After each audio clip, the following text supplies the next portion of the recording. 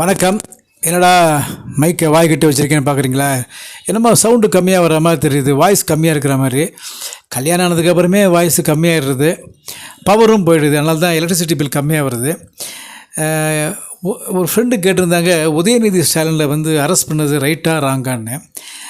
பொதுவாகவே இவங்களுக்கு ஜெயிலுக்கு போயிட்டு வருது ஒரு ஹேபிட்டாவோ மாறிடுச்சு. முதல்ல அவங்க குலத்தொழில் மயிரப்புடுங்குச்சி இல்லை முடிவெற்ற தொழில் பண்ணியிருந்தாங்க ஆந்திராவில் இருக்கிற வரைக்கும். அதுக்கப்புறம் தமிழ் தொண்டாற்றினார் யார், நம்ம கலைஞர். அதெல்லாம் சும்மா சொல்லக்கூடாது. அவரோட குரலோவியம்லாம் எனக்கு ரொம்ப பிடிக்கும். பொன்னர் சங்கருக்கு அதெல்லாம் ரொம்ப நல்லாயிருக்கும்.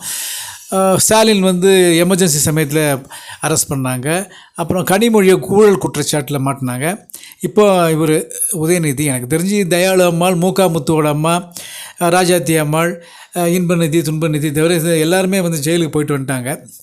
அது ஒரு பக்கம் இருக்கட்டும். இவங்கெல்லாம் என்ன தியாகம் பண்ணி சுதந்திர போராட்டம் பண்ண ஜெயிலுக்கு போனாங்க. காமராஜ் வாரிசு என்ன ஆனார், செக்கிழுத்த செம்மல் அவங்க வாரிசு என்ன ஆனாங்க. வாஞ்சிநாதன் கேள்விப்பட்டிருக்கீங்களா?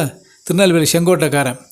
அவன் ஆஷ் துரையை கொன்னுட்டு மணியாச்சி ஜங்ஷனில் போலீஸில் மாட்டின்டா பிரச்சனைன்னு சொல்லிட்டு பாத்ரூம்குள்ளே போய் தொண்டைக்குள்ளே துப்பாக்கியை வச்சு சுட்டுண்டான். ஒரு சக்திரியன் பண்ணக்கூடிய வேலை. தமிழ் அந்தணன், தமிழ் பிராமணன் பண்ணால் 19 வயசு அவனுக்கு. அப்போ அவன் பொண்டாட்டி கர்ப்பிணி. இப்போ தான் ஒரு 29 வருஷம் முன்னாடி 70-80 வருஷம் விதவையாக வாழ்ந்து சேர்த்துட்டு போனாங்க. எவ்வளோ பெரிய தியாகம்.